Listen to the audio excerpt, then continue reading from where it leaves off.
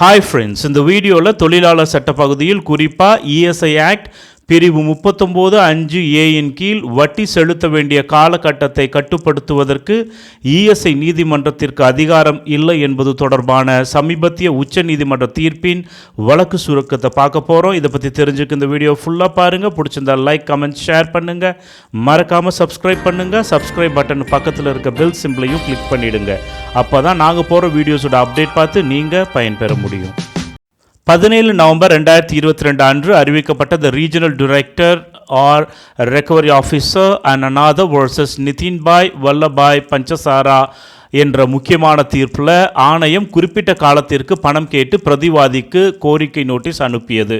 அதிருப்தி அடைந்து எதிர்மனுதாரர் ESI விண்ணப்பத்தை தாக்கல் செய்தார். அது ESI நீதிமன்றத்தால் நிராகரிக்கப்பட்டது. அதன் பின் ESI சட்டத்தின் விதிகளின் கீழ் பிரதிவாதியை உள்ளடக்கிய ஆணையை ஆணையம் நிறைவேற்றியது.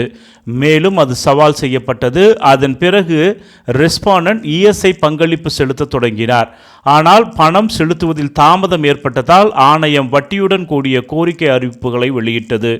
ESI சட்டத்தின் பிரிவு 39(5)A இன் கீழ் விதிக்கப்படும் வட்டி கோரிக்கை மீண்டும் சவால் செய்யப்பட்டது.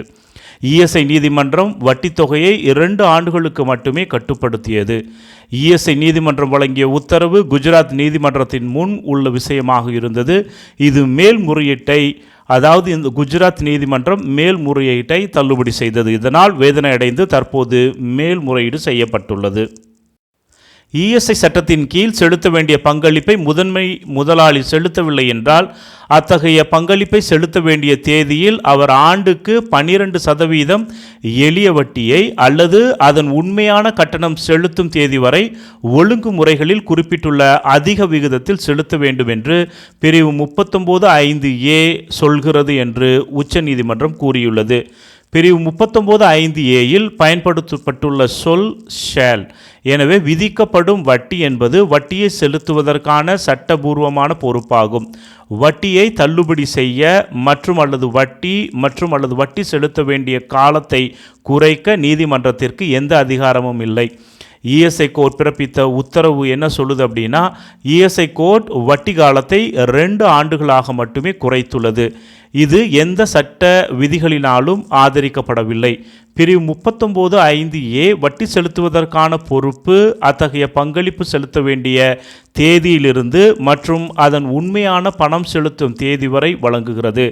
எனவே ESI நீதிமன்றம் வட்டி காலத்தை 2 ஆண்டுகளாக மட்டும் குறைத்ததில் நியாயமில்லை. பங்களிப்பை செலுத்த வேண்டிய தேதியிலிருந்து மற்றும் உண்மையான பணம் செலுத்தும் தேதி வரை பிரிவு 39(5)A இன் கீழ் ரெஸ்பாண்டன்ட் வட்டியை செலுத்த வேண்டும். மேலும் பிரிவு 39(5)A இன் கீழ் வட்டி விதிக்கப்படுவதை பரிசீலிக்கும் பொழுது ESI நீதிமன்றம் 2008-3 SSC 35 தெரிவிக்கப்பட்ட employee state insurance corporation versus HMT limited another வழக்கை நம்பியதில் ரிலே பண்ணதில் தவறிழைத்துள்ளது. எனவே உயர் நீதிமன்றம் மற்றும் ESI நீதிமன்றத்தின் தடை செய்யப்பட்ட தீர்ப்பு மற்றும் உத்தரவு இதன் மூலம் ரத்து செய்யப்படுகிறது.